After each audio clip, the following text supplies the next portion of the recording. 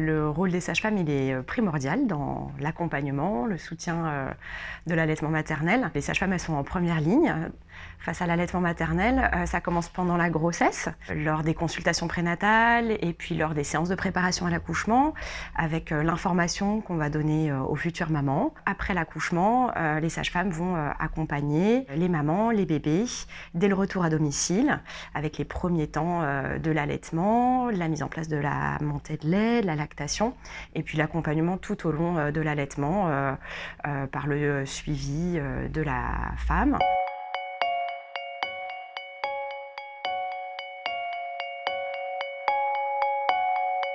Ce que je trouve particulièrement intéressant avec l'approche homéopathique, c'est qu'en fait, on ne se contente pas de traiter un symptôme, une pathologie, mais en fait, on va traiter tel symptôme dans telle situation et surtout pour telle patiente. Et du coup, avec cette approche-là, on va vraiment chercher à caractériser très précisément le symptôme. On va vraiment bien questionner la femme, par exemple, lui demander si cette douleur, elle est plutôt soulagée par le chaud, par le froid, à tel moment de la journée.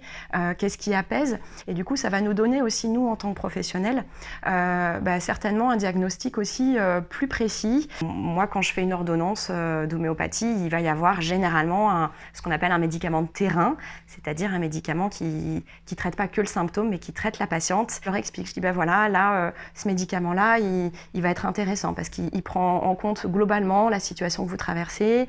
Je vous sens un peu inquiète, un peu soucieuse ou un peu fatiguée. Et ce médicament-là va pouvoir globalement réguler les choses.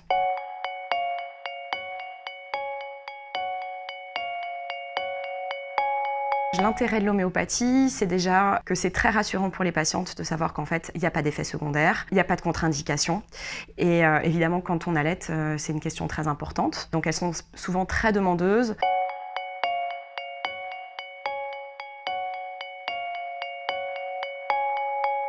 Alors comme première étape clé, je pense évidemment à cette étape de la montée de lait qui survient généralement autour du 3e jour après la naissance. Alors voilà, avec chacune ses spécificités. Encore une fois, ça peut être avant, ça peut évidemment être après.